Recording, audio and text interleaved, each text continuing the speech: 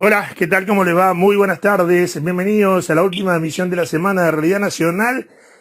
Como siempre, hasta la hora 16, aquí por CX30 Radio Nacional, con el duplex con Radio Internacional de Rivera de 14 a 15 horas. En contacto con ustedes, Iván Murel, y quiero dar enormes gracias a la gente que nos hace llegar mensajes de diferentes lugares del país. Todos esos aportes para mí son fundamentales, porque a partir de lo que ustedes aportan, con lo que ustedes colaboran, yo voy elaborando preguntas y voy armando entrevistas. Son insumos para la tarea que uno va desarrollando. A ver, es importante. Y mire, le voy a contar a la gente y ya voy a presentar al doctor Schiavarelli. Fíjese qué importante es que ustedes confíen en la prensa. El departamento de Rivera hacía ya un mes que había una persona que figuraba en el parte policial como desaparecida. Había preocupación en la familia. Más de un mes ya se pensaba lo peor. Anteayer, un oyente que está en la zona rural del departamento, pero que no se escucha, me manda un mensaje de audio y me dice que vio una persona que estaba mal, que lo veía caminando por la ruta, que le parecía que de repente que ese hombre no se sentía muy bien, a ver si yo podía hacer algo. Yo, obviamente, lo que hago es el contacto. Hablé con la policía de Rivera, hablé con el coordinador, el comisario Ricardo Magdaleno. ¿Sabe una cosa? Me confirmó el comisario que ese hombre fue ubicado por una camioneta nacional cuarta de policía y era la persona que hacía más de un mes que estaba desaparecido. Entonces, qué importante es que ustedes nos hagan llegar los mensajes, porque de repente, solamente con el hecho de ser el nexo entre ustedes y la autoridad, podemos resolver un problema. Así que gracias enorme a todos aquellos que colaboran enviando mensajes a mi número de celular, el 099-82-5200. Ahora sí, mi querido doctor Alberto Schiavarelli, muy buenas tardes. ¿Qué tal? Bueno, felicitaciones por eso que cuentas. Es la vocación de servicio puesta al ejercicio, ¿no? No te has convertido solamente en un periodista de investigación profunda, como te estoy viendo permanentemente, sino que además conservas esa capacidad de vincular a las personas con los temas, con la realidad y con las cosas enormes de la vida para las personas, aunque a veces no parezcan visto desde lo grande, desde lo lejos, desde la perspectiva. Esto que cuentas tú, imagínate cómo se resuelve una situación que pudo haber terminado en forma dramática, ¿no? Sí. Así que es para que sientas un enorme orgullo, tú y tu audiencia, por supuesto, ¿no? Sí, la verdad, esto yo lo tengo que agradecer mucho porque además, como digo, úsennos. Nosotros estamos para que nos utilicen, para hacer los nexos. Tenemos los contactos de todas las autoridades. Y no nos cuesta nada, por el contrario, nos da satisfacción. Primero, ver que las personas se involucran con temas importantes, que de repente la persona no sabía que tan importante era el tema, y después ver cómo responden las autoridades, ¿verdad, Alberto? Porque ese es el otro gran tema.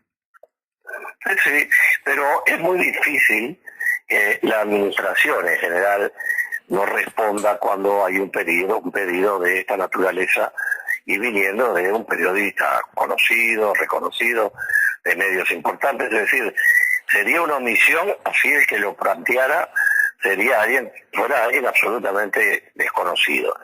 Pero es prácticamente imposible que alguien cometa la omisión gravísima, ya lindera por la omisión de asistencia, de tener una información que puede salvar la vida o la integridad de alguien, y bueno, no responder en la medida que tiene el deber, porque este es un tema muy importante, que es el concepto del servicio público, ¿verdad? Es decir, la función pública es la protectora de los derechos humanos, no solo los grandes, los vitales, sino también de los cotidianos, de las cosas de todos los días, y es justamente el funcionario el que tiene la necesidad de cumplir con los requisitos y el Estado la obligación de formarlo para que cumpla esos deberes para con toda la comunidad.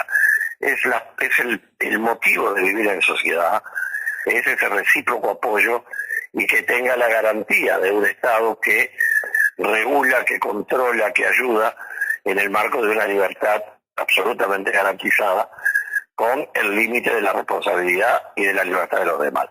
Por eso me parece tan gratificante estas pequeñas, grandes noticias que ayudan a mirar con otra luz el horizonte, que siempre es tan positivo, ¿no? Claro, ese común dice siempre no está todo perdido, ¿verdad? Sí, pero de ninguna manera uno puede pensar que está perdido uno tiende a mirar hacia atrás y va guardando recuerdos de las cosas más positivas.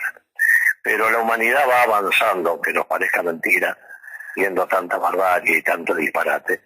Incluso en lo que es la vida de comunidad en el propio Uruguay, pero uno siente que hay cosas que van en una dirección que, en la medida que los uruguayos nos pongamos básicamente de acuerdo en los principios generales, tenemos un espacio enorme para avanzar, un espacio que otros países no tienen y que, bueno, vemos con dolor el resultado del censo, ¿no?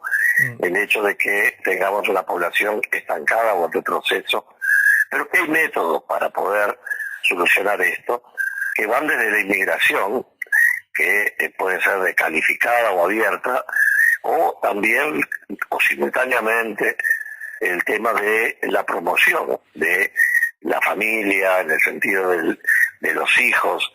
Tener un hijo es un costo muy grande para la gente, una enorme responsabilidad, y muchas veces teme asumir esa responsabilidad. Y ahí es donde tenemos que estar como comunidad juntos para ayudar. Eso no es un gasto, eso es inversión. Hay que invertir en la niñez. Es imposible que tengamos la pobreza, ya tiene cara de niño, que eso es dramático realmente, porque hoy más del 20% del nivel más bajo de la economía de los hogares están haciendo el porcentaje más alto de niños, el mayor número de niños.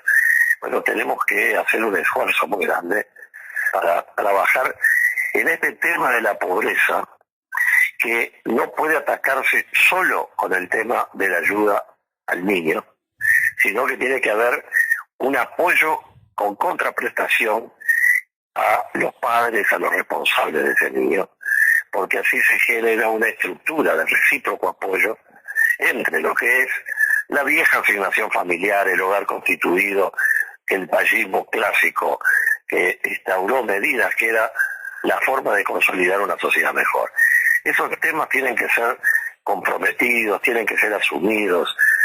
Todo el tema de la seguridad social es un tema clave para la convivencia, y las cosas se solucionan o estallan. Es así de simple. Claro. Las comunidades tienen un límite para resistir lo injusto, y el arte del gobierno es la sensibilidad para poder encontrar esos temas esenciales y buscarle la mejor o la menos mala de las soluciones en menor tiempo. Mi padre siempre decía, en su silla de ruedas, que las cosas tienen que pasar en el debido momento. Por eso la oportunidad de la solución es el momento en que se toma, y la conveniencia de la solución encontrada tienen que ir de la mano, porque una buena solución que llega tarde ya no es solución. Claro. En fin, estamos yendo lejos, pero a lo que voy concretamente es que tenemos que asumir como sociedad, y el sistema político tiene que ser un reflejo de esta sociedad, de que tenemos temas en los que nos va la suerte de ser realmente aprovechar la oportunidad que tenemos de ser un país mucho mejor cada día, ¿no? Exacto. Y vos sabés que yo digo que tenemos que aprovechar inclusive hay algunas particularidades que tiene nuestro país que no tienen otros. Esto es el único. Los presidentes, por ejemplo, que han venido al departamento de Rivera, caminando por la avenida Sarandí, sin custodia, y la gente acercándose amistosamente a saludarlos. Y cuando en alguna oportunidad una persona quiso criticar, me acuerdo, al doctor Jorge Valle, cuando vino alguien y quiso interponerse entre el doctor y la persona, dijo Valle, no, espere un poquito, él tiene derecho a reclamar, déjelo venir. Y le planteó, mire, doctor, me pasa esto. A ver, tomen nota de lo que está planteando el señor. Entonces, digo, yo voy a contar una anécdota personal. Digo, la verdad, o sea, en ocasión de una visita del primer gobierno del doctor Tabaré Vázquez, él estaba alojado en un hotel, el Hotel Nuevo. Claro, estábamos todos los periodistas allí esperando que saliera. Al final de cuentas se había corrido el rumor que salía por la puerta lateral del hotel, que es sobre la calle Paysandú. Nosotros estábamos sobre sobre Ituzaingó, sobre la entrada principal. Se fueron todos por allí y algunos dijeron, va a ser el recorrido porque tenía que ir a una mutualista Casmer porque se inauguraba una sala especial para tratamientos de niños con cáncer, en fin. Y yo qué hice, me quedé solo. Me quedé allí. que estaba en línea con mis compañeros en la radio, y que me voy a quedar por acá porque de repente alguna cosa pasa. Y de repente veo que hay movimiento. Y por la puerta principal salió el doctor Vázquez, con el subsecretario de Salud Pública, y acompañado por otra persona más que no recuerdo ahora. Cuando el doctor Vázquez vio que yo iba transmitiendo en directo, paró, me dijo, vení. Me dio la mano y me puso al lado de él. Te puedes imaginar, corría Fernández Galeano, que era el que estaba allí, y al custodia le metí un codazo discreto, y fuimos caminando por toda la avenida Ituzaingó hasta llegar a Faustino Carámbula, y doblamos. Inclusive había un auto que estaba estacionado sobre la vereda y tuvimos que ponernos frente con frente para poder cruzar. Y en la esquina estaban todas las cámaras apuntando, que después yo trabajaba para Diario de la República. En el diario me dijeron, che, les arruinaste la imagen a todos, porque cuando vos llegaste al final, vos terminaste la entrevista y ellos recién iban a empezar la conferencia. Eso con un presidente, en otro país es imposible. Sí. O sea, es decir, yo creo que esa impronta de sencillez republicana, que tiene distintos niveles, por supuesto, todo tiene distintos grados de medición, es una característica muy importante. Claro, los tiempos se van complejizando en materia de seguridad y a veces a uno le pone muy inquieto que los presidentes jueguen demasiado abiertos con las cosas que se están viendo, pero, que me refiero internacionalmente, claro. Pero sin duda que ese estilo abierto, los presidentes uruguayos son un desafío para las custodias, porque siempre rompen las reglas y terminan yendo con la gente, son y tratan de estar cerca. Sí, claro, y además, yo que he estado siempre tan cerca, o muchas veces hasta lo disfrutan siendo imprevisibles, claro, ¿no? Claro.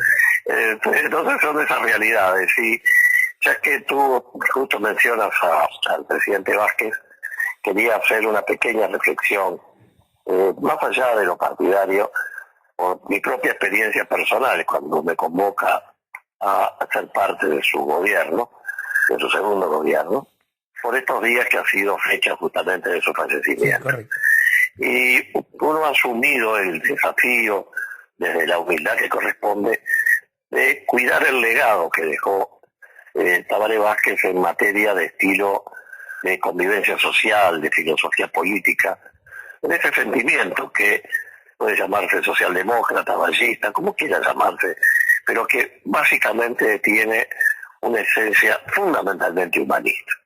Uruguay tiene que cuidar esa característica, y justamente Tabaré Vázquez significó esa modo de encarar la vida, y sobre eso he estado escribiendo un poco y escribiré más, pero sobre todo porque él tenía además la acumulación de la ventaja enorme de su formación científica, claro.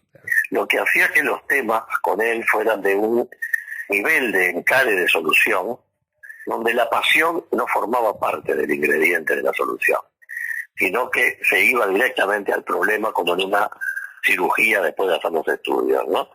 Y esa sensibilidad y el método y cómo se rodean los presidentes es esencial. Sobre todo tengo muchas charlas con el público que yo apoyo a Yamadú Ortiz, tengo muchísimas charlas con Yamadú, como las he tenido siempre que he tenido oportunidad de estar cerca de un presidente, porque hay algunos temas que le hacen a la esencia de la conducción del país, y bueno, hay personas que ya forman parte de la historia, y realmente de nuestra mejor historia, que nos va posicionando. Por eso digo que hay que cuidar algunos legados, extraer lo mejor de ese puñado de principios que hacen que uno se reconozca con uno mismo y con la sociedad, y que tiene que legar hacia adelante para que otros reencaucen, fortalezcan, reconduzcan y lo asuman como desafío para que la vida humana, que cada vez es más larga, también sea mejor que la otra condición. Claro, ¿no? Vos sabés, Alberto, por que eso, sí, te digo, ¿no? O sea, bueno, esa nota con Tabaré fue una... O sea, me colgué una condecoración al costado. Dije, claro. Esta mía no la puede hacer nadie más. Ahora, dicen que detrás de un gran hombre hay una gran mujer, y yo quiero reconocer públicamente que la nota que más disfruté, sin duda, fue con doña María Auxiliadora Delgado. Una gran, pero gran mujer, enorme mujer, que llegó al departamento de Rivera para presentar el plan de salud bucal. Estaba en una escuela, y llegué allí, y ella, viste, vos la conociste, era muy tímida, muy bajo perfil. Entonces, claro, yo me arrimé y empecé a charlar con ella. Y le dije, María, ¿se anima a hacer una nota? Y dice, no me animo, dice, porque me pongo nerviosa. Le digo, no, hacemos una cosa. Yo voy a encender el micrófono, la voy a presentar, y esta charla que estamos teniendo con el micrófono apagado, la vamos a tener con el micrófono prendido. Qué bueno. ¿Le parece bien? Bueno, las cosas que me contó de su vida al lado de Tabaré, del orgullo que ella sentía por su marido, por el reconocimiento que tenía. Sí, ese es un respaldo que cualquiera de nosotros tenemos, que yo lo tengo, tú también, y que nos hace mucho más fuerte ante la adversidad. Por eso Vázquez hizo, ¿verdad?, cosas muy, muy buenas. Y ella decía, me siento orgullosa del marido que tengo. El hecho de ser reconocido a nivel internacional son cosas que nunca, o sea, sabía que era capaz, pero nunca pensé que se fuera a dar de esta forma, decía ella. Insisto, para mí la nota más disfrutable, doña María Auxiliadora Delgado.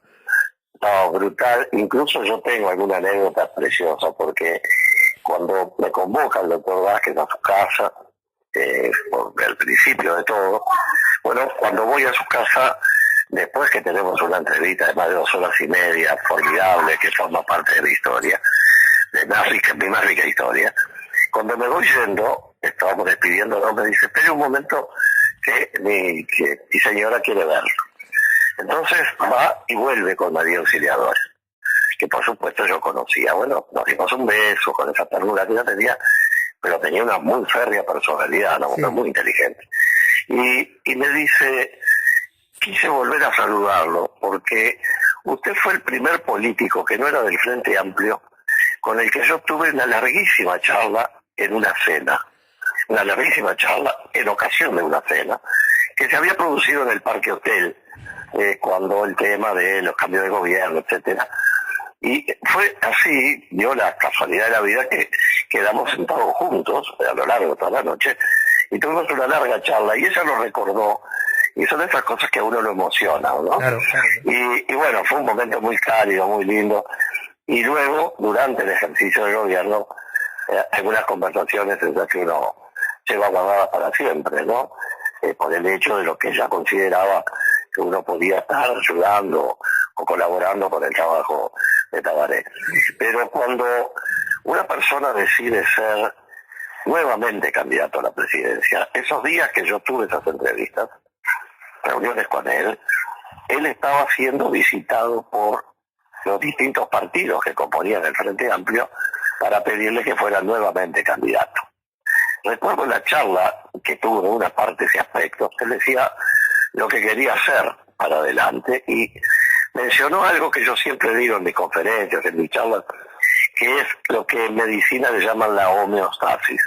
Cuando uno se hace un examen de sangre, le miden el colesterol, el ácido úrico, lo que fuere, y ahí ustedes vieron que hay un máximo y un mínimo, dentro del cual las cosas se consideran normales. El curso del resultado del análisis, si a uno las cosas le dan dentro de ese máximo y el mínimo, en toda la línea, lo mejor que pueda, es lo que le llaman la homeostasis, traduciéndola, por supuesto, a un modo más sociológico. Y él me decía, lo que quiero es poder hacer un gobierno con la libertad de decidir yo quién y dónde, aunque nunca hablamos de una mentira función, hasta el 30 de diciembre, pocos días antes de asumir, y quiero un gobierno que cuide la homeostasis de un equilibrio social. Es decir, uno le puede poner los nombres que quiera, pero lo que yo me refiero es la esencia de la gobernabilidad democrática de la que hablamos tanto siempre, en la que acabo de dar una charla ahora para una universidad en Perú, y lo que me parece esencial es que los instrumentos que la comunidad pone al servicio de los gobiernos, de la sociedad, de las empresas, de los gremios, de las agrupaciones sociales, bueno, todo eso tenga la diversidad y hasta la oposición interna que estas cosas tienen que tener, porque la sociedad está siempre viva y empuja. Pero lo que es muy importante es que haya ese puñado de principios a los que uno le puede ofrecer toda la vida. Yo creo que Por ahí Uruguay tiene un enorme espacio, pero atención, estamos haciendo o a punto de cometer algunos errores imperdonables. Uruguay no puede eliminar la filosofía en la formación de los alumnos. No puede ser que un país que tiene un Ferreira y su moral para los intelectuales, los muchachos no tengan ni idea ni de quién es. Sí. No puede ser que no tengamos factores de formación en lo que era la educación cívica, la información básica del sistema democrático. Los países más desarrollados en nivel de democracia justamente han encontrado la respuesta en la educación, por supuesto, pero no es cualquier educación. Es la que yo llamo la educación para la vida, para las cosas de la vida, que a la gente le enseñen incluso la forma de absorber los fracasos, de absorber las diferencias, de encontrar los caminos de encuentro. En una palabra, sin que signifique una inocencia o un criterio romántico de las cosas, que tampoco hay que perderlo, me parece muy importante que nos pongamos de acuerdo en algunos temas esenciales de gestión, porque en realidad lo que hace falta es la voluntad de ponernos de acuerdo, ¿no? Y bueno, yo creo que de eso se trata, y quise traer ese recuerdo de Tabaré, del presidente Tabaré Vázquez, porque realmente fue un jalón muy importante en mi vida, con lo cual también tuve muchas dificultades, pero que también son los que terminan a uno templándolo en las decisiones que toma con convicción, ¿no? Totalmente de acuerdo. Alberto, tenemos 5 minutos para ir cerrando. Contame la conferencia que diste. ¿Estoy equivocado? ¿Fue inteligencia artificial y su influencia en la gobernabilidad? ¿Correcto eso? Sí, fue un honor muy grande porque es la universidad más importante que hay en Perú. Y ya quedé enganchado, y que fue una conferencia internacional, y justamente hoy uno de los grandes desafíos es todo lo que tiene que ver con la tecnología de la que puede disponer un Estado, o un gobierno, peor todavía, cuando no la utiliza la dirección que debe para asegurar la gobernabilidad, y cómo puede ayudar a la gobernabilidad democrática. Fue una experiencia riquísima, porque además era una conferencia de posgrado, o sea, para profesionales, en definitiva, de la propia universidad, y el tema fue yendo de un extremo al otro, desde los recursos tecnológicos hasta las garantías individuales, el hecho del derecho a la intimidad, la disponibilidad de medios tecnológicos que permitan tener una medición de lo que pasa en la sociedad y permitiendo un acercamiento de la gente a la información. La palabra transparencia está un poco gastada y a veces casi ni significa mucho, pero sí el acceso a la información.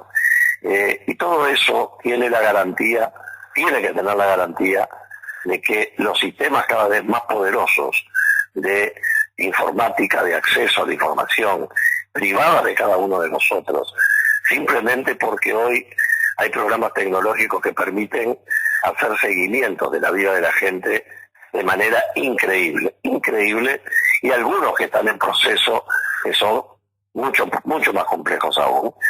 Yo di una conferencia para Genexus en Uruguay hace unos años, con lo que habíamos hecho en servicio civil, y ahí aprendí con algunos de los individuos más capaces después del paso en Uruguay, lo que estaba en ese momento germinando desde el punto de vista de los instrumentos informáticos, y cómo todo eso iba a repercutir en la gobernabilidad, en el derecho a la intimidad, en la libertad individual, todas esas cosas que son tan esenciales para la vida humana.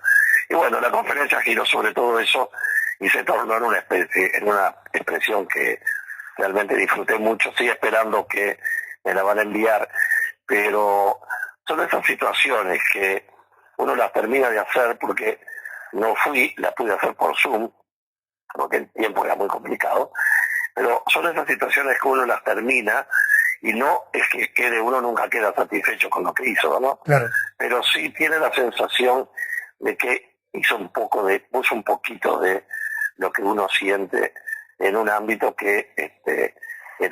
de gente con muchas responsabilidades en la sociedad, ¿no? Pero fue un tema realmente apasionante, y que se va a seguir repitiendo, ¿no? Pero la clave es la gobernabilidad democrática. Recordemos siempre esa expresión, que es cómo hacemos para convivir en sociedad, con fraternidad básica, con diferencias, que es inevitable que las haya, que tengamos la capacidad de resolver los conflictos dentro de la armonía mínima que garantiza el respeto recíproco. Y que nadie sienta que el poder es permanente, siempre se es inquilino del poder. Nunca pude saber si es verdad, pero me lo dieron por cierto que en Estados Unidos, por lo menos hace unos años, al presidente de la República, de la presidenta de Estados Unidos, le descontaban un monto de su salario por concepto de la vivienda en la Casa Blanca. El simbolismo, si efectivamente es así, y si no lo es, de todos modos vale como símbolo, es para que nadie se olvide que esté donde esté, aún en la Casa Blanca, está y como inquilino, es decir, está prestado por un tiempo y tiene que cumplir con deberes que, si bien son los superiores, no dejan de ser también deberes superiores, ¿no? Entonces, en fin, fue realmente muy interesante. Bien. Y una pequeña mención, si me queda un minuto, dale, porque te he visto trabajar con todo este tema de lo que ha pasado con Casa de Galicia y todo lo demás, y algunos sueldos que han aparecido allí en forma bruta y increíblemente altos. Y yo creo que se ha cometido un enorme error. Primero económico, porque de vuelta el reclamo que va a venir de los trabajadores va a ser enorme, y se patea para adelante, esto lo pagará el próximo gobierno. Pero además, la desesperación de la gente, que es la misma gente a la que estábamos dispuestos a darle todos en el medio de la pandemia, cuando no se sabía qué hacer y ellos estaban jugando la vida sin existir una vacuna. No se puede ser tan injusto la vida, hay límites para la injusticia. Y la economía no puede ser la que rija los destinos de la vida. Ahora, Alberto, discúlpame, solo una pregunta, porque no creo que se me vaya. Cuando hablamos de gobiernos presidencialistas, ¿el presidencialismo se aparta de la gobernabilidad democrática? No. Es decir, el tema es que cada sociedad se da su regla de juego. Y el presidencialismo, en definitiva, son los dos grandes sistemas. O uno tiene un gobierno parlamentario y el parlamento nombra un primer ministro, y está el presidente y un primer ministro, y si logra los votos forma gobierno, y si no, cae el primer ministro y se tiene que buscar otro. Y si no, es que la ciudadanía nombra directamente al presidente, como en Uruguay, lo elige. Yo he tenido un ir y venir sobre este tema, porque el presidencialismo, y en Uruguay es muy fuerte, no tanto como en la Argentina, pero es muy fuerte, tiene la posibilidad de que un país tenga una mayor capacidad de maniobra frente a realidades muy cambiantes. Pero también es cierto que si quien tiene el ejercicio del gobierno, que otra cosa es diferente, la jefatura de Estado, cuando hay un presidente que es el jefe de Estado y el jefe de gobierno, que es el primer ministro, elegido por el Parlamento, bueno, el que tiene ese control parlamentario día a día, si lo hace y lo tiene con limpieza de reglas de juego, también es muy importante. A mí no me preocupa el presidencialismo uruguayo. Hay momentos que me parece que debiéramos pensar en otras cosas, pero no me preocupa, lo defiendo, pero está claro que el presidente tiene que tener claro que está de inquilino y no debe patearse la pelota para afuera de la cancha esperando hacer tiempo. Bien. Las cosas tienen un momento en el que debe resolverse, y uno no puede dejar que la gente termine gritando en una grada desesperada, porque viene el mes que viene las fiestas y alguien dispuso que no íbamos a poner los recursos para pagar lo que tenían derecho a cobrar. Son torpezas, porque ni siquiera puede pensarse en maldad, es torpeza que realmente hay gente que a veces no tiene la suerte de tener el asesoramiento que viviera, ¿no? Totalmente. Alberto, un gran abrazo, excelente semana, nos reencontramos si Dios quiere el próximo viernes. El próximo viernes, si Dios quiere. Un abrazo grande para todos. El placer de siempre. Y bueno, señores, el doctor Alberto Schiavarelli. Nada más para agregar. Pausa y venimos.